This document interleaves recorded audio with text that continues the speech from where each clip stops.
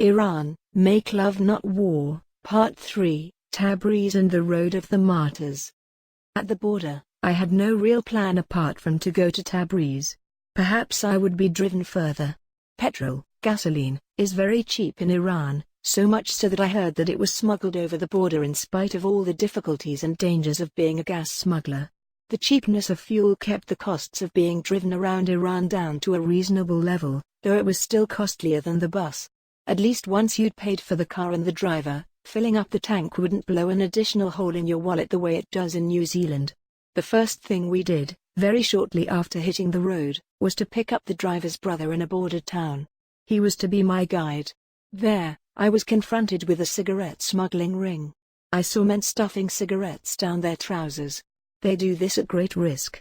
So much for respectability. I was a bit nervous at being in possession of $1,000 in cash in what seemed like bandit country. But they were honorable bandits, and so we carried on, the driver, the driver's brother, and me. In Tabriz I spent my first night with the driver's wife, mother-in-law and mother. And the very first thing his wife said to me was, "If you don't wear a hijab, headscarf, in Iran you'll be killed." She didn't speak much English but she just sort of got her finger and put it across her neck and said you'll be killed. So I thought, It was in Tabriz that the driver's brother helped me to change my $1,000 into 40 million rials. That was a whole sack of money. ATMs can't be used by foreigners unless you have organized a MAR card, which you can do online from overseas. In ignorance of that, we were doing everything the old-fashioned way, with bank tellers and folding money and someone who understood the local language. I always get a local SIM when I travel, and I was lucky enough to get one from a store in 5 minutes, beating the queues. Everywhere, you saw an official, composite image of the Imam Khomeini seated cozily in front of his successor as supreme, holy, leader, Ali Khamenei, no relation, as Khamenei looks now. Before the 1979 revolution, Khomeini was known as the Ayatollah Khomeini. Imam is a more senior religious title, bestowed after the revolution, when Khomeini became Iran's first supreme leader. In the West we still think of him as the Ayatollah, the title he held when he was getting the most Western press. Khomeini died in 1989 and was succeeded by Khamenei, who obviously didn't have a white beard back then. So, that was interesting. And the driving in Iran, yeah, well, the bus service that I was to use was safe and reliable. But private motorists drove fast. Really fast.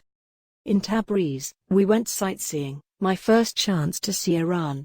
I stayed with Azeri, the ethnic group most common in neighboring Azerbaijan. His wife discussed the prostitution that was being practiced in Iran by way of temporary marriages, which she objected to. It was the first I'd heard of that. Later on I was to meet a woman who explained to me that the custom of temporary marriage also enabled people who didn't actually want to get married right now, to have relationships, since premarital sex was technically illegal. She was living with her boyfriend, but they hadn't bothered to get a temporary marriage. She came from a wealthy background and was headstrong. She said the authorities would have to catch her in the act to prove anything. Tabriz is the capital of an Iranian province called East Azerbaijan. Azeris are a majority here, too. The Azeris are not related to the Persians but rather to the Turks. On the other hand, the Kurds, who straddle the Turkish border, aren't related to the Turks but rather to the Persians. Contested for centuries between old-time Turkish and Persian empires, this region is very mixed and remains so for hundreds of kilometers on either side of the official frontier. The Kurds don't have an independent country of their own. The reason the Azeris do is because there used to be a region of the former Soviet Union known as Soviet Azerbaijan, on the other side of the Soviet/Iranian border from the Azeri districts of Iran. When the Soviet Union collapsed, the former Soviet Azerbaijan found itself an independent republic. Such are the accidents of history. If there had been a Soviet Kurdistan, it would probably have become independent too. But there wasn't. Tabriz is full of heritage, and I'm annoyed I didn't spend more time there and take more photos. I've got a lot more for the other cities. By the way, you can look up the monuments of every city on Wikimedia templates, as well as the usual guides. It's a really good idea. And there's new stuff as well. We saw an interesting monument and park that had apparently only just been created in an eastern part of Tabriz. The white monument we saw didn't come up on the template for Tabriz, which also makes me think it is new. Iran has had a massive program of building new houses and parks going for some years. The Iranian government takes the cities very seriously. Partly, this is because Iran has had such a massive population explosion over the last few decades, with just about all of the new population appearing in the cities. Anyhow, here's a photo of me beside another monument, a statue of the poet Tarkani, who lived in Tabriz in the same general era as Hafez and Saad in Shiraz. In those days Iranians were few, and the cities were small. And yet they managed to produce one of the world's most amazing cultures, and even a large empire which, though it was frequently conquered by outsiders because Iranians were so few in number, always bounced back. For the next night I stayed with another local family so as not to impose on my drivers one. Airbnb doesn't operate in Iran. Hawkers on the street offered accommodation, though you took your chances there, and there was also social media, Snapchat and WhatsApp. The Iranian government keeps trying to censor the local internet, and because of that you can't easily use Facebook directly, though I was able to use it ExpressVPN for $10 a month. TripAdvisor is widely used in Iran, there's no ban on that. Word of mouth also seems to convey a lot of information. That was how I got my second place. The man of this new house was a business owner recommended by my driver and his brother, the ones who had been recommended to me by my Kurdish guide in Turkey. I slept on the floor in the children's room, and the businessman's wife was lovely. You should have seen what they grew. They had a veritable oasis, with plenty of fruit and olives. The next morning I was offered some hash by the businessman and I thought, once again, this is really interesting, to be offered hash in Iran. And it wasn't the only drug I was offered either. I read a blog that said prostitution was quite common as well. So, what you get in the international media in terms of Iran being straight-laced, and what you get in terms of actually visiting the country, are two different things.